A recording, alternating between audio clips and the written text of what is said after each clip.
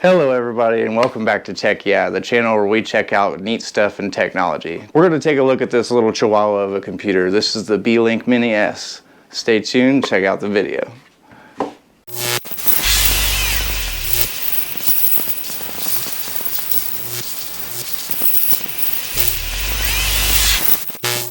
Okay, so initially I picked this system up to replace a computer that I had in my son's room that was essentially running all of his entertainment. I didn't get a smart TV in every room in my house, one, because I'm not made of money, and two, because I'm the computer guy.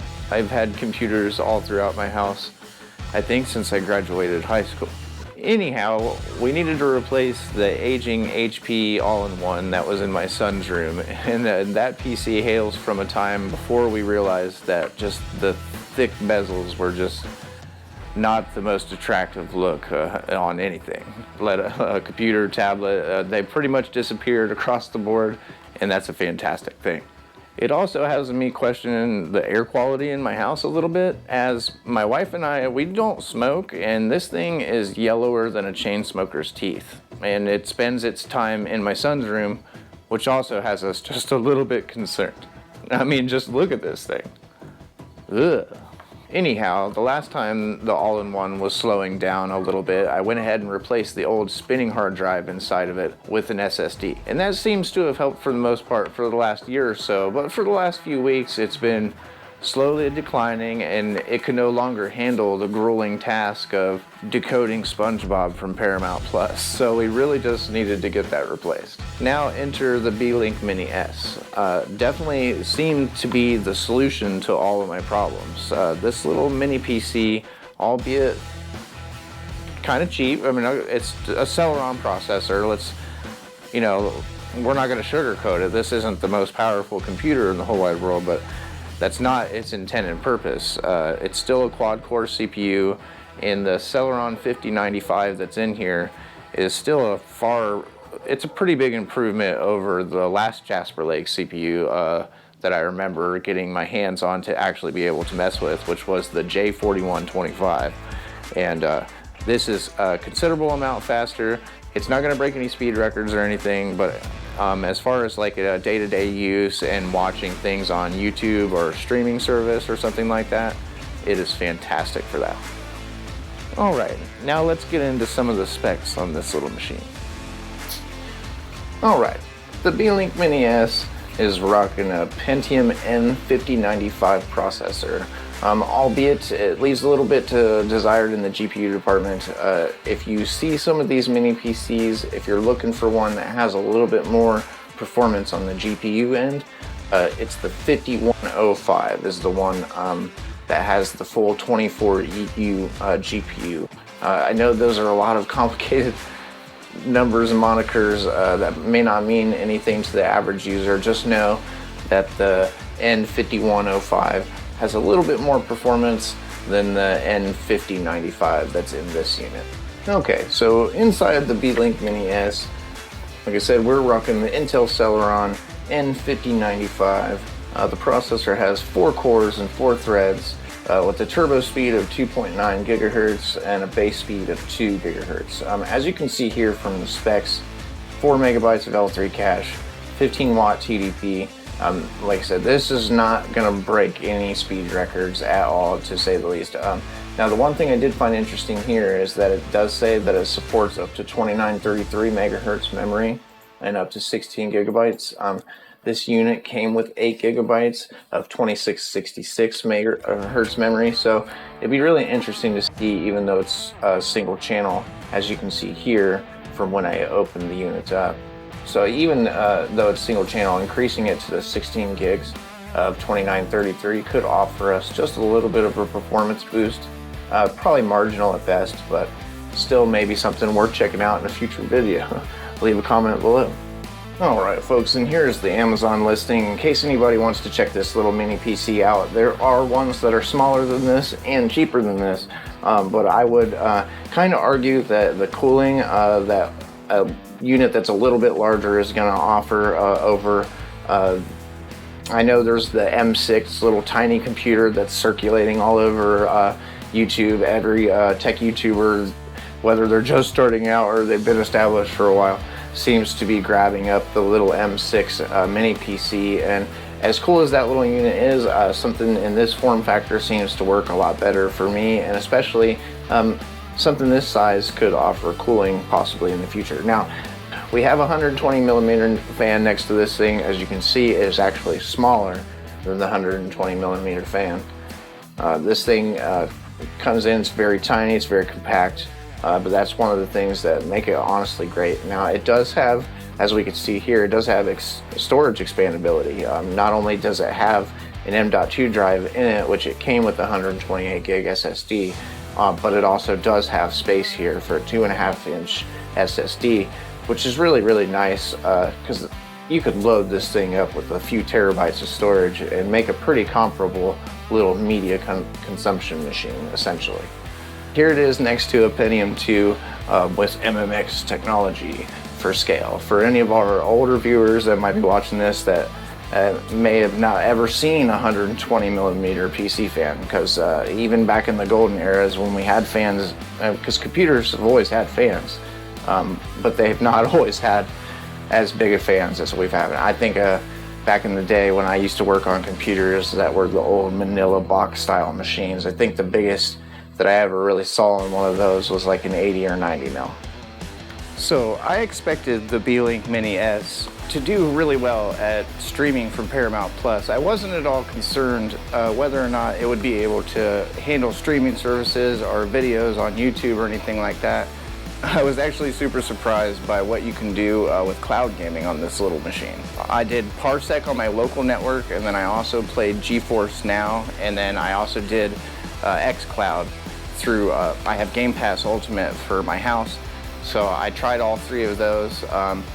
Initially I had a little bit of rockiness, we'll go ahead and get into that. That was moreover because I was using Wi-Fi. GeForce Now and the Xbox app both seemed to work just fine, whether it was over Ethernet or Wi-Fi. But when I was using Parsec to play on my personal machine here at the house, I actually had to use hardline Ethernet, so that is something to keep in mind. But let's go ahead and take a look at some of the footage that I've got from my cloud gaming that I had on here. We actually did a live stream where I was testing out the cloud gaming abilities of this computer. Okay, we're gonna go ahead and take a look here. Use Parsec to play some games on my gaming PC that I have in the house. This is all on my internal network, and I was a little surprised at first because I've tried this on a varying number of devices, tablets, phones, other computers, low-end laptops, and it's always performed really, really well, even over Wi-Fi.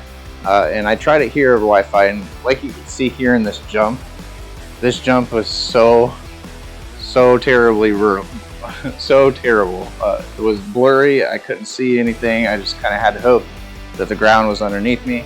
So I went ahead, and just to make sure that I wasn't imagining things, I went ahead and connected here to GeForce Now and tried my luck, still over Wi-Fi at this point, and just got immeasurably better of an experience, even over Wi-Fi, using GeForce Now. So since this game is already free, and as you can see there in the settings, 1080p, just a great image, 120 FPS, GeForce Now free version. I don't have the RTX 3080 service through them.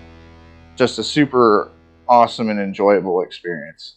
Now, if that could make me a better Fortnite player, that would be great, but I actually did better on the Parsec machine here in my house, so take with that what you will.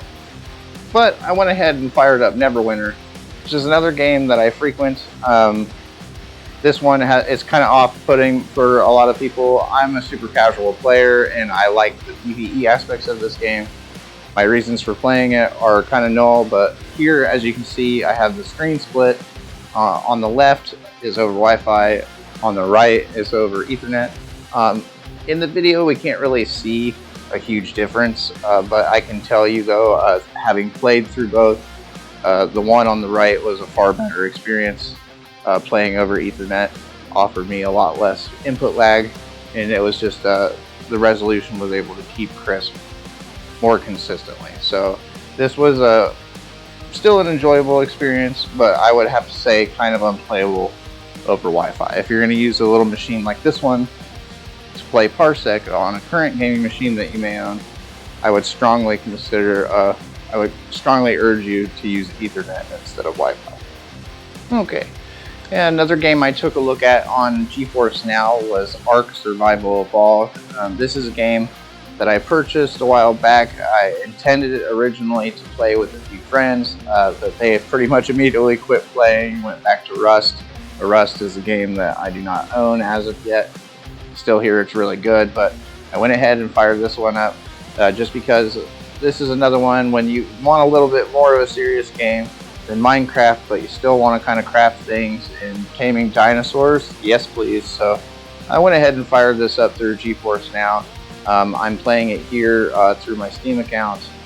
You can link either your Steam or your Epic Games account both through GeForce Now. There are a bunch of titles that you can play if you already own through GeForce Now for free. The only stipulation on the free version of GeForce Now is you are limited to a 1080p resolution, and you also can only play for 1 hour session lengths.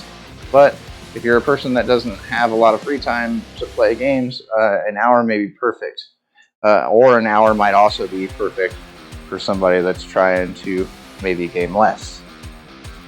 That's a far shot, I know, but still, it could be relevant. Okay, I wanted to take a look at a little bit of a newer title, so I went ahead and also installed, well, I can't say installed. I fired up the Xbox app, which actually comes included with Windows 11. So I fired that up, I logged in, I am already a Game Pass Ultimate subscriber. So all I had to do was fire that up and click Cloud Gaming, connect my Bluetooth controller, and it was pretty much off to the races. This is a game that I had not yet had a chance to play, and I am so glad that I went through this experience. This is not what I originally intended to play and record for this video. I was going to play Halo 5 Guardians at first, but I just had so much fun in this game. I love zombie survival type games. I was a huge fan of it in Call of Duty back in the day. Just zombie survival it's a very unique part of the game, or it's a very unique style of gameplay. But anyways, I had a lot of fun here.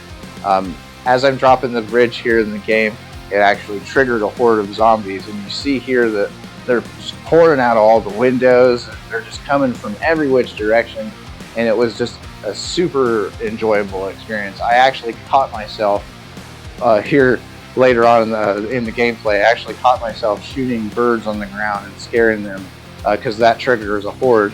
Anytime that you make a loud noise or you startle like a group of birds or something like that, it triggers the horde, and all these zombies start coming from just every which way, and it's just super satisfying and enjoyable, especially with my boy Jim here. The character I picked because he has increased damage, especially when he's focusing his weapon, I think is what I read. But anyways, it's still just super enjoyable. As you see here, you got ones that jump on the wall and do all these other crazy things, so just like you have in a lot of the movies where there's a bunch of different variations. But if you haven't checked out Back 4 Blood, super enjoyable game. There was a triggered another horde. Sometimes you'll find yourself doing it just to kill more zombies. So this game, super thumbs up for me, and playing it on a less than $200 computer at this kind of quality and frame rate, just a super bonus. I had a lot of fun, and I am super hopeful for the future of cloud gaming because my experience that I had on this little device has me excited to try out more of these. And I definitely want to get one plugged into the living room TV now. I was considering putting up a computer there before, but I actually think I am going to put a computer there, but I was considering building out a gaming computer, but I think I'm going to put one of these little things there now. Now that we've taken a look at this game footage, let me go ahead and get out of this TV.